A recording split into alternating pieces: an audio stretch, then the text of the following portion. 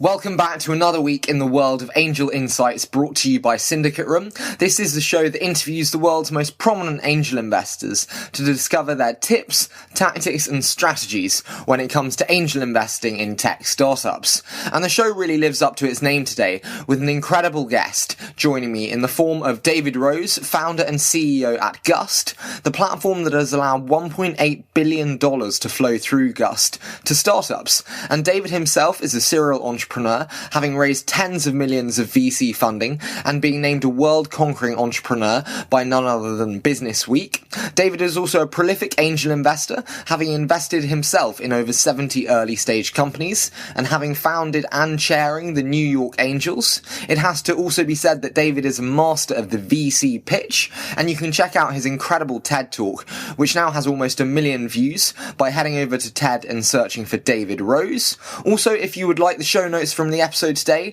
as well as checking out our Investor Academy, then you can head over to SyndicateRoom.com and check that out there. However, it is now time to welcome the main man, David Rose, founder and CEO at Gust.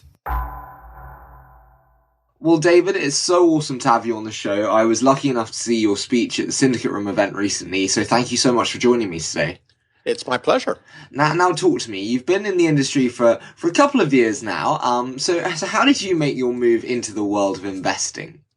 Well, interestingly, I consider myself first and foremost an entrepreneur. So I am a serial entrepreneur, started half a dozen companies.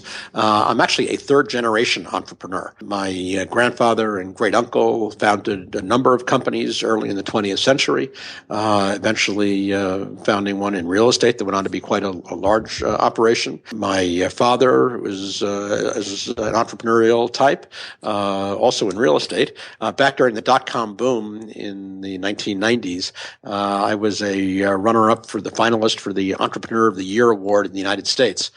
My father won it in 2003. Wow. My father is now 87 years old and is currently doing everything from developing shopping centers in Ghana to being active here in the U.S. As a matter of fact, just last week he flew over to across the pond to Oxford, where he gave a speech about the charitable nature of the British population. He was talking about a book. He published a book last year called "Making a Living, Making a Life," a collection of some of his speeches. So he's in his late 80s. He is an active entrepreneurial. Well, what's even more bizarre than the fact that I'm a third generation entrepreneur with the previous generation still out there functioning.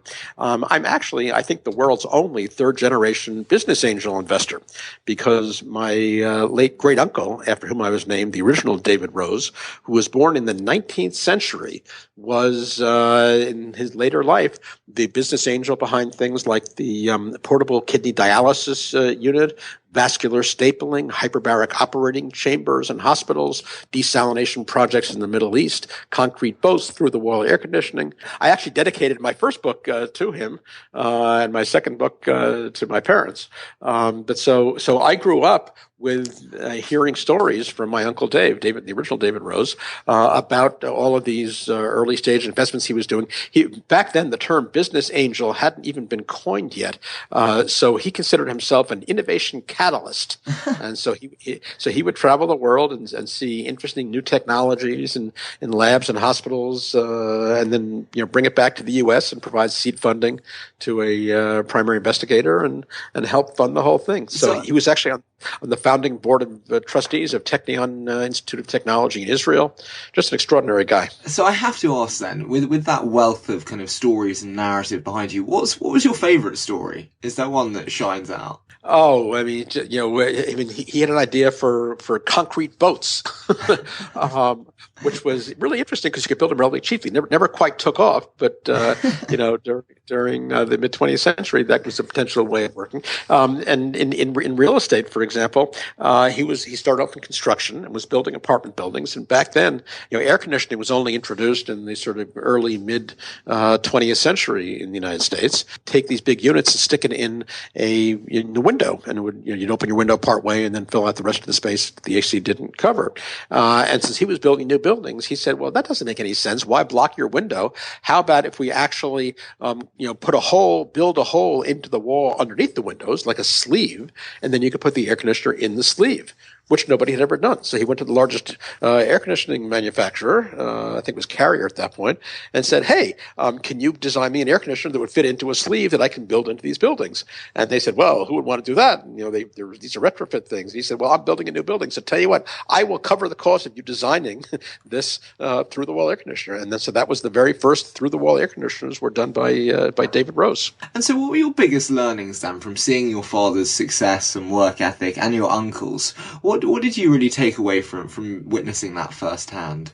All kinds of wonderful things. I've actually written an article for the Wall Street Journal called "Sayings of My Father," which people can Google David S. Rose father or whatever. And we'll include the link in the show notes.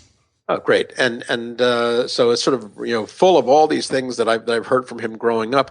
And one case in point was absolutely a combination of both searing and instructive to me, as both an investor and an entrepreneur. And that was, back in the 1970s, in real estate. He was brought on to manage a major new development that was being built in Midtown Manhattan. And this was being built around 42nd Street, right just sort of west of Broadway. In the middle of the theater district. It was an entire super block. It was like 2 full blocks together, and it was built as sort of luxury housing. The only problem was, as soon as the developers had gotten it built, or even just before it was finished, the whole real estate market crashed in New York, and there was no way on earth that anybody was going to come into this area and pay luxury rents. So what do you do with it? And he was in charge of renting the building for them. So he said, okay, you can't get free market there. The only way that you can make this work is to get a very, very deep subsidy, sort of like council housing in the UK, but subsidized in a program called Section 8, which is as deep as it goes. It says whatever your income is, you pay 25% of that for your housing. So if you only make $100 a year, you'd pay $25 a year in housing. So it's totally deep subsidy. The only problem was who does that bring in? That brings in really poor people, right? Yeah. And poor people are not good people. And the area around this whole west side of Broadway was a very working class area, typically Irish. It was called Hell's Kitchen, but it was a very working class area. And the idea to them of having these giant towers filled with poor people, thugs, being subsidized was anathema. And so they were like, rioting, and no, here's this going to happen. And so my father says, okay, how can you reconcile these two things? And then he said, well, there is actually a class of people who are qualified for these deep subsidies, but are actually classy people. And who would those be? Well, they would be actors. Right? Actors don't make any money, but they're all really classy.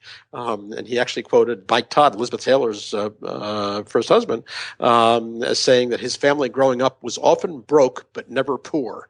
And that was a great line. So he said, okay, we'll only rent apartments to actors and stagehands and people in the theatrical industry. And so that had never been done before. People thought this was crazy. It's got to be illegal. I mean, how could you discriminate only against actors? But he looked up the regulations. It turned out there was no regulation in America saying you can't rent to only actors. So there were a bunch of challenges. They got through the challenges, and he ended up cutting deals with actors and all the unions, Actors Equity and the Screen Actors Guild and the radio, television performers, and so on. And so they announced this thing, and it was amazing because it turned out that when they did this, just right next to Broadway, they had a 3,000 person waiting list from all of these impoverished actors who were high quality, high class actors.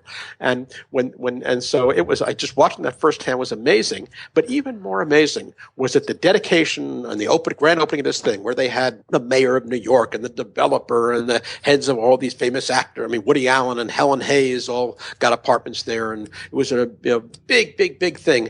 Everybody is giving awards and keys to the city and honorary membership in Actors Equity to everybody, and the one person who was not mentioned and who wasn't even on stage was my father, who was the guy who was absolutely single-handedly responsible for this whole thing over extraordinary opposition.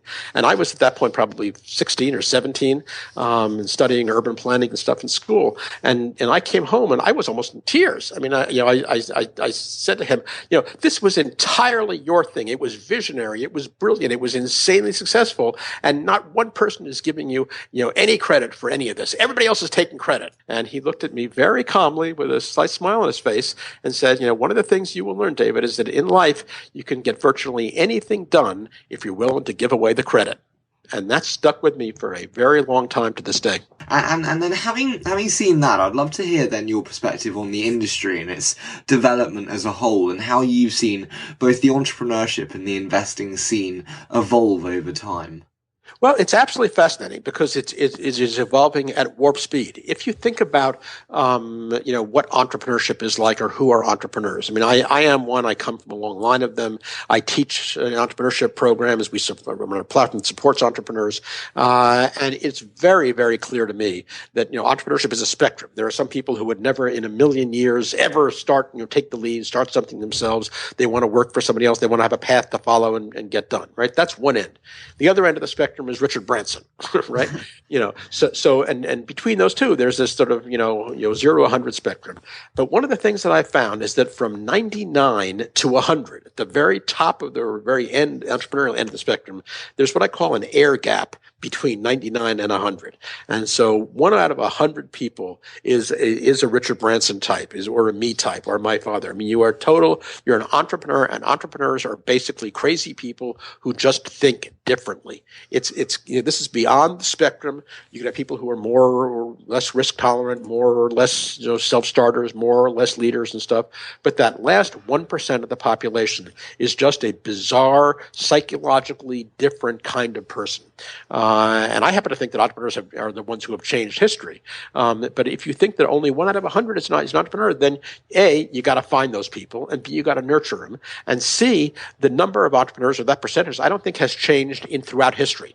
But what you're seeing now in a 21st century globalized economy is 1% of the world is entrepreneurial. And if we're heading to a global population of 10 billion or so, that means 1% is 100 million entrepreneurs around the world who are ready to do exciting things. And for the first time now, because of all these tools and technology and connectivity and the internet and globalization and everything, it doesn't matter whether they are in a little teeny-weeny town on the outskirts of Bangalore, or whether they're in the city in London, or whether wherever they are, you can now plug into a whole world of customers and suppliers and investors and everything. And I think this is an absolutely golden time for entrepreneurship. And speaking of that air gap at the top, I have to ask then, there are, incubators and accelerators for founders themselves to learn entrepreneurship attributes and characteristics. Do you think entrepreneurship then can be taught, or it's an innate being? Well, I think I have, over time, my thoughts on this have changed, and where I am at this point after many years of doing this stuff is, as I said, I think it's a spectrum, and I think the goal of entrepreneurship education is to move people along the spectrum. So if you're somebody who would never even imagine being an entrepreneur, you're not going to become one, but you might be once you understand how it works and what the risk reward ratio is, and it's not total insanity, only partial insanity. You might agree at some point to work for a startup. And if you're the kind of person who is working for the startup, sort of halfway up the spectrum, might be inclined to maybe do it yourself. At least you can now think, maybe I could do it. Maybe if I can match up with another partner, another entrepreneurial partner, we can go co-found a company. And if you happen to be at the top end, you're one of those natural born, 1 out of 100 entrepreneurs. Entrepreneurship education gives you the tools and skills you need to do it right, and to save an enormous amount of time and effort and wheel spinning and difficulty and trauma from how to do it, because it gives you the skills. As a matter of fact, I mentioned my second book. My first book was called Angel Investing: The Gust Guide to Making Money and Having Fun Investing in Startups. And so that was designed as the textbook for business angel investors, and it has become sort of the standard in the industry since it came out 2 years ago. It's a New York Times bestseller. It's available on Amazon Kindle. And what was interesting was, in addition to being the textbook for all these business angels around the world, and it's now translated into half a dozen languages, a lot of entrepreneurs were reading it to understand how angel financing works. And so I had so many of them and so many requests for an entrepreneurial book that this new book coming out is called The Startup Checklist: 25 Steps to a Scalable High Growth Business. And the goal there is to help teach these entrepreneurs, whether they are the first timers who have no idea what they're doing, or the seasoned entrepreneur who wants to shortcut a lot of the Sturm und Drang to get it done, exactly what you need to do and how you start a business. What's a business model canvas? How do you write a business plan? How do you divide equity with your co-founders? How do you pick an accountant? What do you have to do for fair market valuations? How do you find angels? All that nitty gritty blocking and tackling kind of stuff for entrepreneurs. And that's the kind of thing that you can absolutely teach in business schools and accelerators and entrepreneurship training programs, the nuts and bolts of how you do this stuff, which then, when you combine that with a real entrepreneur, is a rocket ship. And then having done both books, the first book being the kind of standard for angel business investing in the environment, what I'd like, obviously you've spoken to thousands and thousands of very successful angels. What are the commonalities in those angels you think that makes them great? Well, the interesting thing is that the Angel Capital Association in the United States did a survey of all of their members of groups, and they found that the average business angel in the United States has 15 years experience as an entrepreneur and had started 2 or 3 companies. So what you're looking at here in many cases for business angels are entrepreneurs who have grown up, had an exit or had a success, and are now looking to sort of play in the same space, but from a different perspective. You round that out with, doctors and lawyers and, corporate executives who have the wherewithal to be able to do this. But typically they will follow along with the entrepreneurial, lead investor kind of type.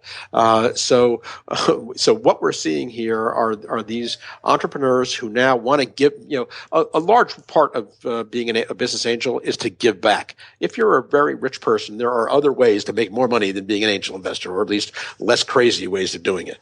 To be a business angel, to do it right, as I lay out in the book, it takes, blocking and tackling. It takes looking at a whole lot of companies. The typical angel, successful angel, looks at 40 different companies, 40, before they find one to invest in. That's a lot of work to make a £50,000 investment or whatever, right? But you do it, and ultimately, you have to understand that half the investments you make are going to go south. They're going to go wrong, and you're not going to get anything back at all. And of the remaining ones that actually succeed, a couple will return the money you put in, and a couple more will be a moderate success, returning 2 or 3 times the money.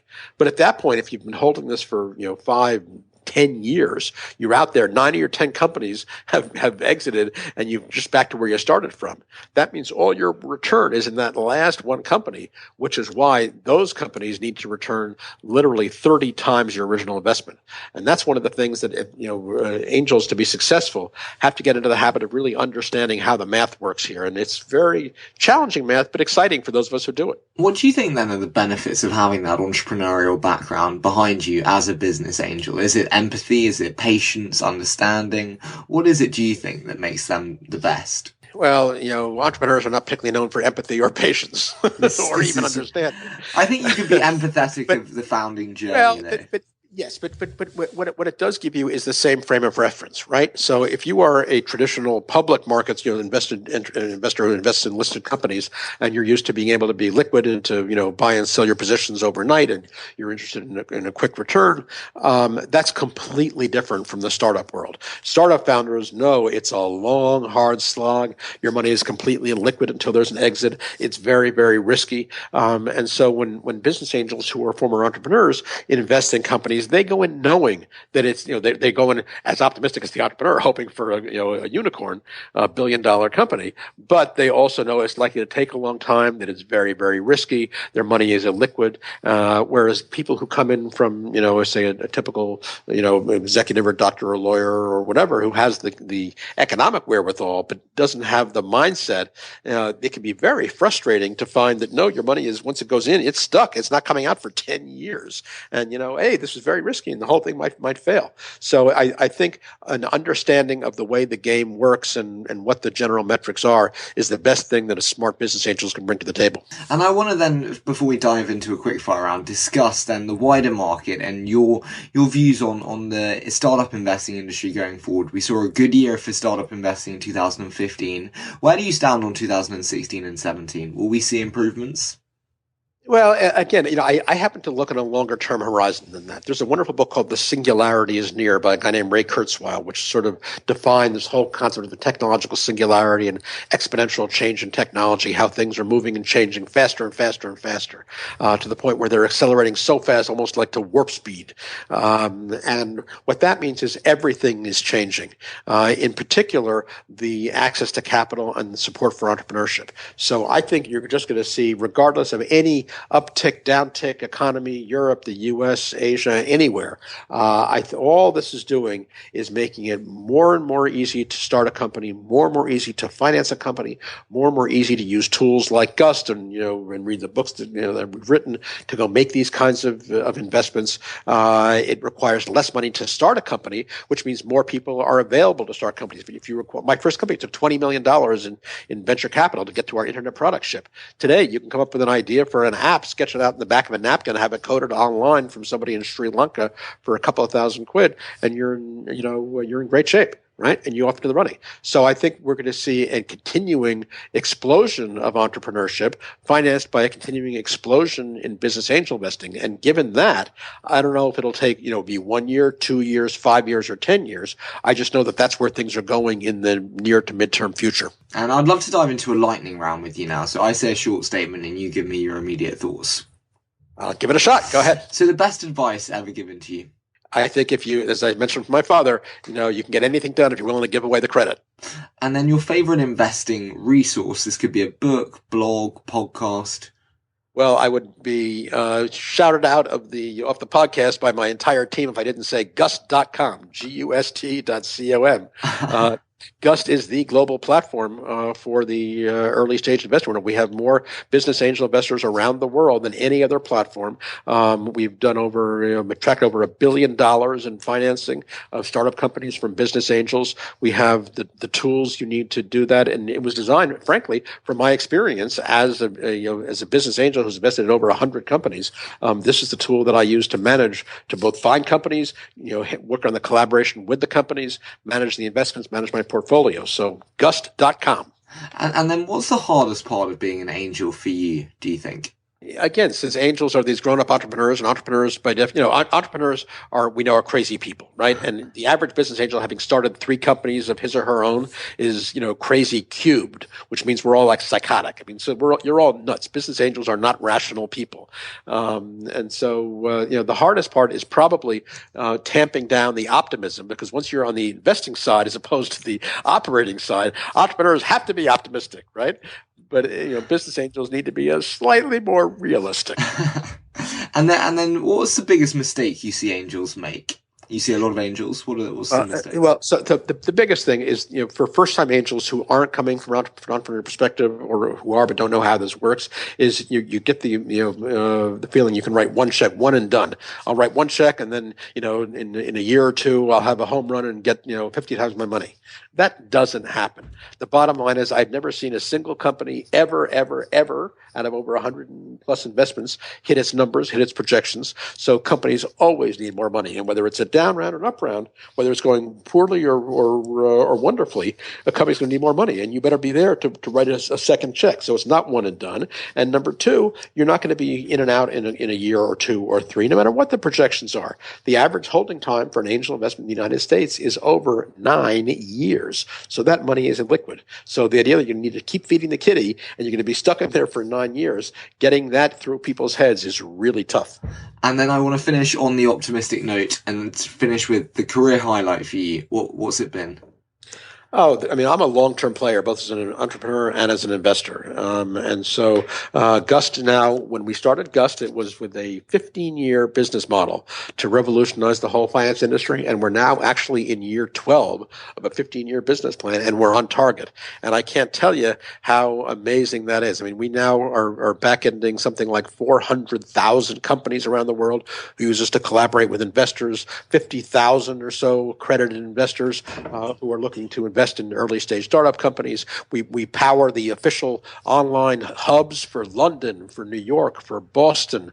We have hundreds of accelerator programs and incubators who we're all powering, and so we are helping to bring this whole early stage world together. And seeing that happen, after a decade of planting the seeds and envisioning it, is really rewarding. Well, David, thank you so much for joining me today. It really has been phenomenal to hear your story and your family's past. Really so inspiring. Thank you so much. It's my pleasure, Harry. Thank you very much. What a phenomenal guest David was, and so many takeaways from that episode today. And to catch the show notes from the episode with David, you can head over to SyndicateRoom.com to view our Investor Academy, where we have all the show notes from the previous episodes as well as today's show. We'd also like to remind you that early stage investing is risky, therefore please ensure to do the proper due diligence prior to making the investment. As always, it's been an absolute pleasure bringing you today's show, and we look very forward to bringing you next week's episode.